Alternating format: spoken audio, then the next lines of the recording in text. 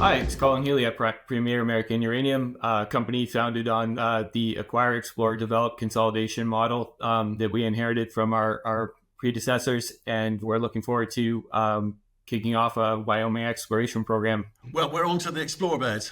We've done the acquire bit. Well, for now.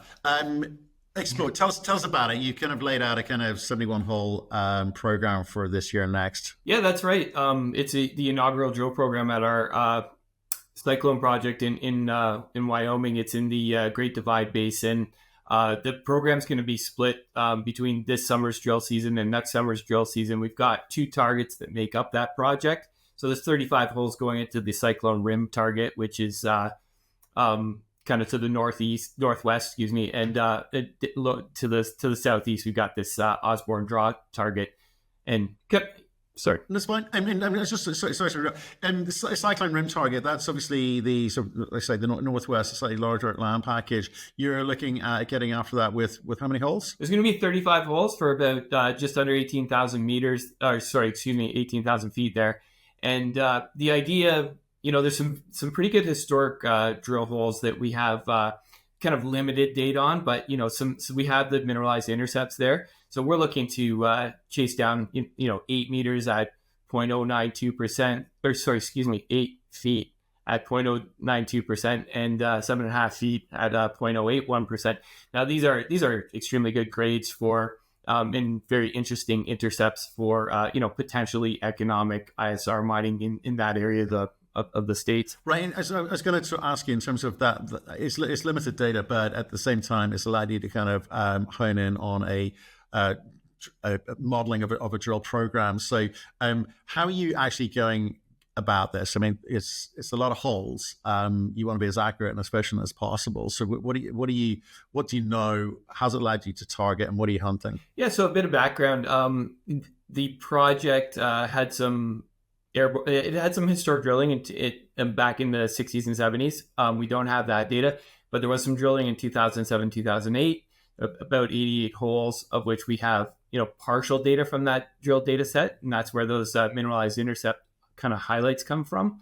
And that's what's really driven the technical report that we put out in 2003 that integrated some airborne geophysics that we flew and some of that historic drilling to kind of come up with a 43-101 resource exploration target of up to 12.6 million pounds at a target grade of 0.06%. And so that historic technical work and technical report are what are driving the design of the drill program. Right. And why kind of split it up into two batches? Because I'm just remembering our last kind of conversation, around how people are perceiving the market, different business plans, different business models. People want to sort of see resources. They want to understand the size of the prize and what the opportunity is. Why split that up into these two areas? I think the main reason, well, first of all, there's a bit of separation, on the map, so it made sense to kind of work one target and then the other. We wanted to go with a single rig program to really get an understanding and be responsive to some of the data we got. If we, as usual, we're going to let the results guide us. We have a plan, but if we're seeing something that we really want to reallocate some resources to, then we will. But also there's a seasonality to the drilling in this part of Wyoming. So we really got from July until October, give or take, depending on the weather. So we divided it up geographically so that it would make the most sense. But also that with the constraints of the season. Right. Okay. I understand that kind of seasonality there.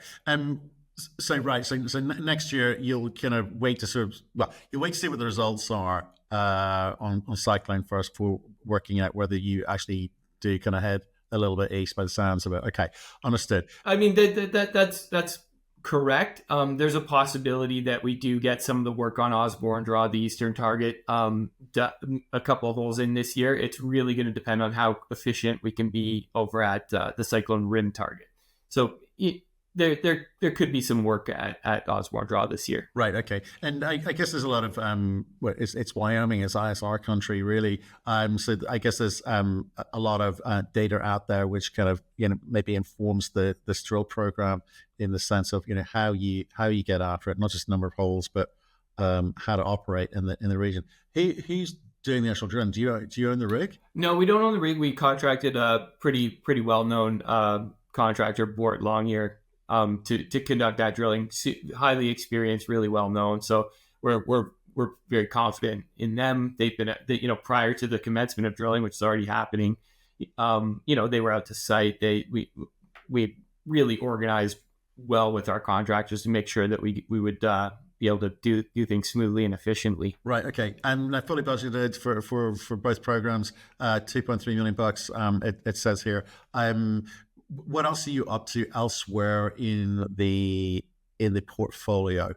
What can we expect from you? Let me just quickly address the budget. The 2.3 million. We expect our drilling costs, like all-in drilling costs, to be under $30 a foot. So if you do the math, that comes out to a lower number than the 2.3 million. But the 2.3 million is all inclusive for the Wyoming project for 2024 and 2025. So I think we're going to be as efficient as our peers in terms of drilling costs. There's also bonding in that number and parts of other work like the design of the drill program. So I just wanted to clarify that. And then we're working on the Cebieta project in New Mexico, that we just acquired through the acquisition of American Future Fuel. And we're in the process of designing a program. We have a certain type of permit that we're working on there that was we started that permit in March of 2024.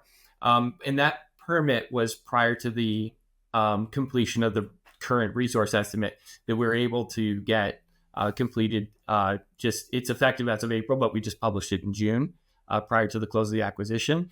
Now that really leapfrogged us ahead and changed the scope of work on that project. So the permits that we have, we think we're going to be able to use to carry out some light drill work in 2024, but we're really going to hit that more aggressively in 2025, that Cebieta project in New Mexico.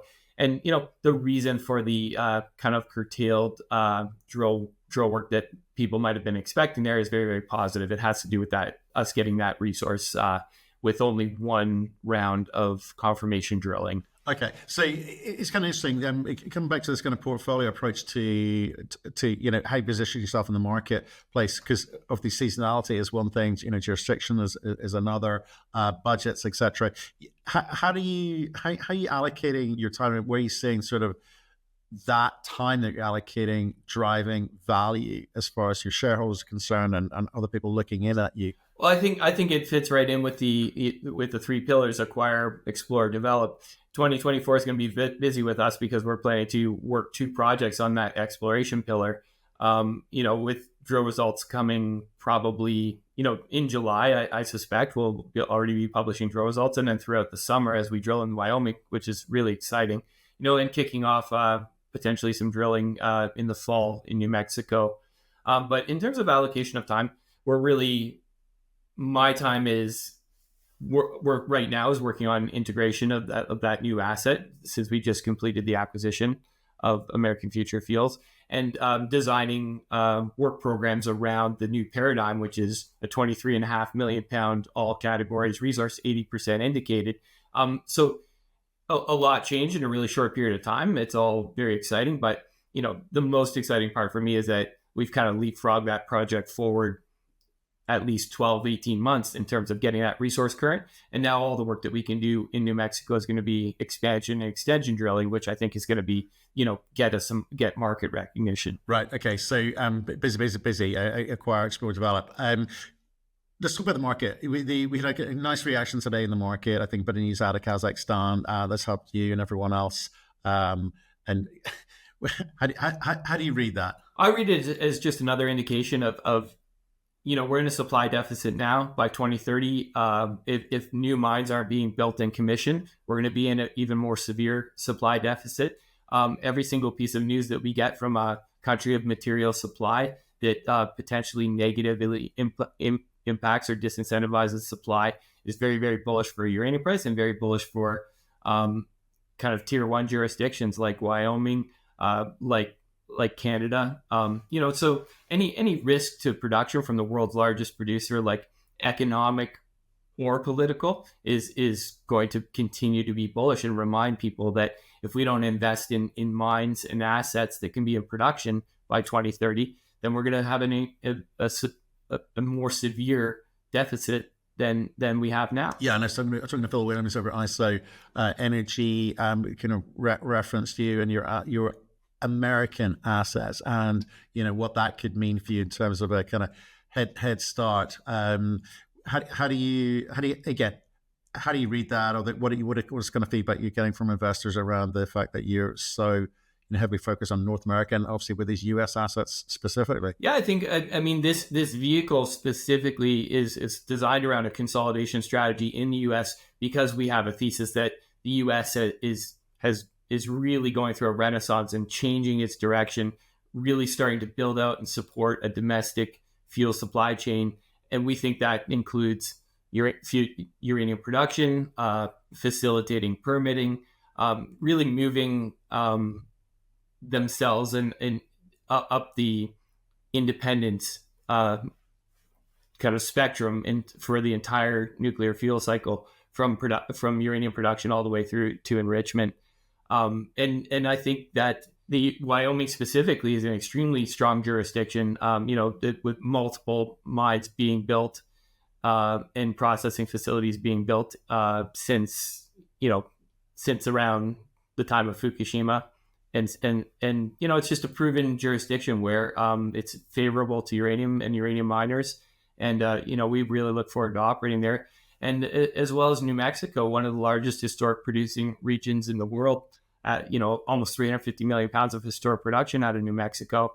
And I think that it's going to play a substantial role in the future of production for the United States. Yeah, well, so kind of interesting. Obviously, you're New Mexico, Wyoming, and Colorado. It gives you a seat at the table. I think obviously you kind of took part in the recent sort of DC discussions. What does that tell you, and what does it allow you to say to investors looking in at what you've got going on there? I think the takeaway from the Uranium Producers of America fly-in session in DC from a month ago is that there's a bipartisan movement in favor of uranium, nuclear power, and I think that trickles down to uranium production. We met with senators from the states that we operate in. There's a lot of support there. And just an overall very strong and positive feeling towards the development of energy independence, specifically related to nuclear within the U.S. Okay, well, I know you've got a plane to catch, so people don't know. So we'll let you go. Stay in touch with regards to Cyclone Rim and obviously Osborne draw. If you do get some draws out by the end of the month, we'd love to hear from you. Really, thank you very much. We're really looking forward to delivering that news.